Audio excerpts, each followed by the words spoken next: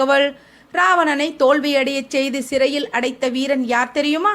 சூரிய குலத்திலேயே கேகய நாட்டை ஆண்டு வந்த கிருத வீரியன் என்பவருக்கும் சுனந்தை என்பவருக்கும் காத்த வீரியார்ஜுனன் என்பவன் பிறந்தான். அவன் பிறக்கும் பொழுது கைகள் கிடையாது. இதனை கண்டு பெற்றோர்களோ மிகவும் வருந்தினார்கள். தன்னுடைய கையில்லாத குறையை நீக்க காத்த வீரியார்ஜுனன் தத்தாத்ரேயரை உபாசித்து வந்தான். தத்தாத்ரேயர் என்பவர் அத்ரி முனிவரின் புதல்வர்.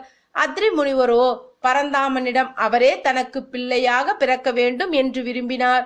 ஆகவே ஸ்ரீஹரி அம்சமாக தத்தாத்ரேயர் அவதரித்தார். அவரைத்தான் காத்த வீரியார்ஜுனன் வழிபட்டு வந்தார். அவரை நோக்கி தவம் செய்த காரணத்தால் அவனுக்கோ 1000 கைகள் முளைத்தன.